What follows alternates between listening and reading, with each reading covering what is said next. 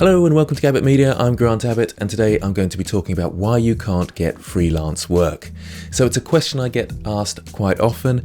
Why is it that I can't find work? What do I need to do? Particularly from students, that's fair enough. They're in that situation where they want to try and get out there and get some work.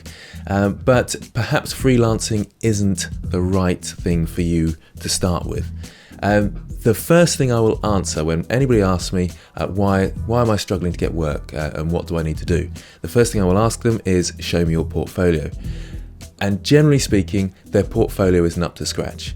So if you haven't got a really good portfolio, then you're going to struggle in the freelance industry. That's kind of a given. That's the first thing people will look at. That's pretty much the only thing people will look at. They might look you up on LinkedIn or something like that and look at your background and maybe your experience, but generally they want to know, can they do the job? They'll look at your portfolio and they will look at lots of people's portfolios. So you have to separate yourself with your portfolio. The main thing you need to do then, in order to get work, is have an amazing portfolio. And amazing portfolios will speak for themselves as long as it's your work. Don't try and rip off anybody else's work. Definitely big no-no. So the simple answer is make sure your portfolio is up to scratch. Someone asked me recently, why can't I get work? And they sent me their portfolio, and it had two pieces in, and they were very sort of basic assets. They were fine assets, but they were very basic. So sort of rocky. It was a rock, in fact, a sort of mountainous side of a cliff. That was it, and it looked nice, but that's all it was. And there's lots of those assets out there, so you're competing with all those people that create those assets all the time, and you're not showing yourself to be any different. There's only two pieces in that portfolio, so how long did it take you to create those? Why are there only two pieces like that? All those questions are going to spring to mind. If you're going to have very basic assets, you need loads of them to show that you understand that workflow really well and that you can produce them quickly, because those are the sort of things the employers want. Remember, this is a sort of buyer's market. We as artists, it's a job that lots of people want to do because it's quite good fun and you can kind of do it from anywhere. You just need a computer, in a sense. So there's loads of people in the industry. It's like photographers. There's loads of them out there, and it doesn't take too long to become a fairly good photographer.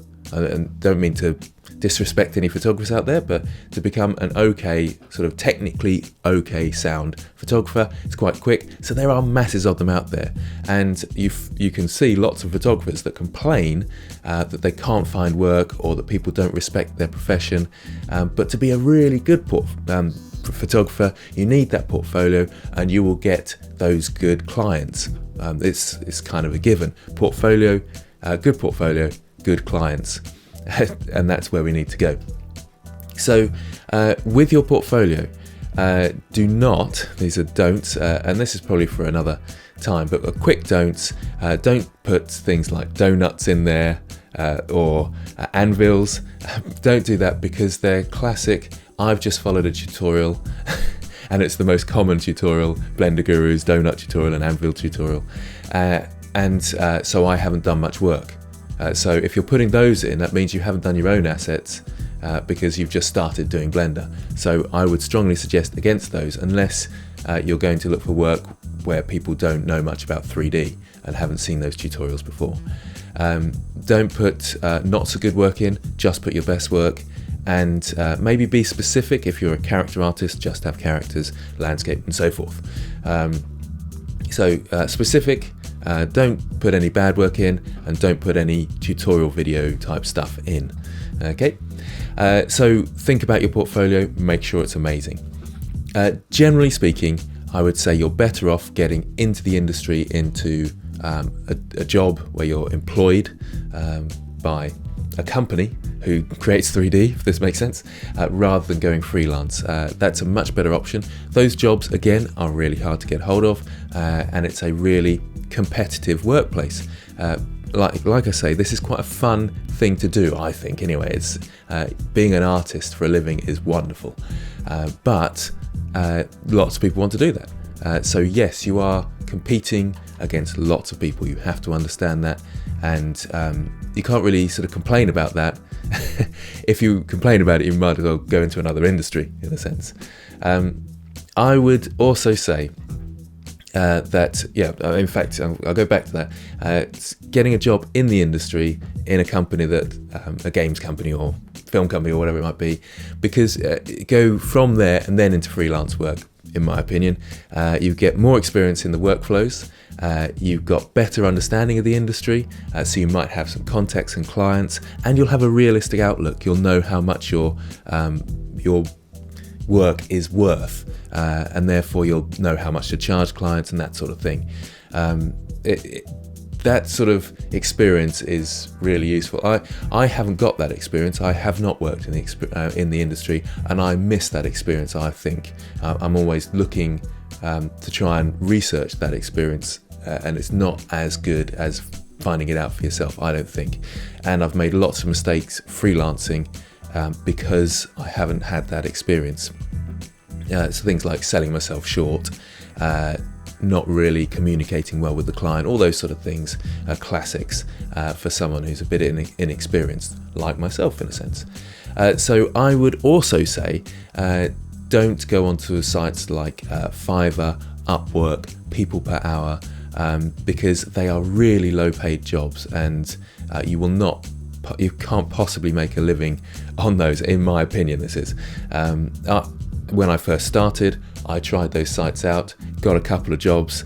They were really low paid, and there was so much work to do for them. It was idiotic. I was getting about 50p per hour, and it does a bit depend on your living costs. So if you're in a country where your living costs are really low, then maybe those sites are okay for you. But even then, you are competing against everybody else in your country looking for those those types of work anyway. So I would steer clear of those. If you now have so you got to this situation, you've got a great portfolio, and you're thinking, well, why can't I get work? Now what you need to do is get onto forums and get involved in the community. I've said these sort of things before, but it's sort of in several different videos, so hopefully this is one video to sum it all up. But ArtStation, really important, and that's a great place to look at other people's portfolios. Look at professional portfolios and think, am I this good? If you're not, you're competing against them, so don't be surprised if you're finding it tough to find work. You have to pitch yourself at the right level as well, of course.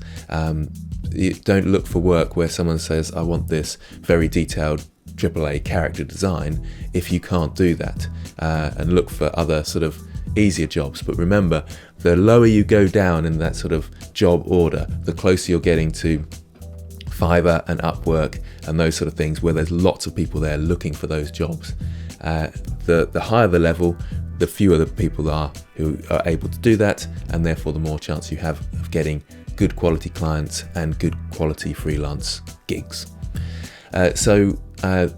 Looking at ArtStation, looking at Blender artists as well, if you're specific to Blender, and look on the job listings there and try and work with people. But again, it's a buyer's market. You have to kind of sell yourself, and they've got the power in the sense. Other places though that you might want to think about are architectural forums, where maybe there's architectures and they haven't got the 3D experience that you have, and you can try and link up with them. Local places as well, if you've got local companies near you, approach them, and it's much nicer to see a face than it is just someone on the end of an internet site or something. Get out there into local businesses and send your portfolio out to them, but make sure you've got a good portfolio first. So there's obviously engineering, architectural firms, construction companies, and there might even be game companies close to you, or film companies, film production companies around your area. It is best to go local, just like I say, because they see your face and they get to know you, and you can try and communicate and network with them. It's a bit easier.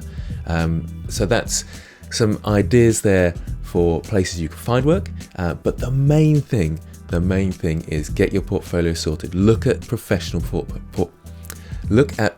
portfolios and think, that is who I'm competing with, and think, am I good enough? Do I get out there and do some freelance work, or do I work solidly hard on my portfolio? If you are just breaking into the industry and you're thinking, well, I need to make a living, but I really want to break into the industry, that's the tough bit, where you're looking for work but you're not quite good enough, and you know it's going to take you a couple of years maybe to get that good. Then you have to think very carefully about what sort of jobs you're looking for, and try and go for those sort of local companies or architectural companies and network and that sort of thing. It is very tough. It's extremely tough. It's not an easy industry. Don't ever get that impression. But it is extremely fun. It's a fast-growing industry as well, so there are opportunities out there. But you have to be smart about it. You have to be clever. It's also, the last thing I'm going to say, it's not all about portfolio, although I say that's absolutely vital.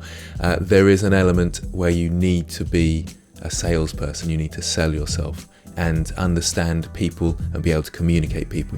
So if you haven't got those skills, you will find it tough, but it's not impossible. So perhaps comment in the comment boxes below.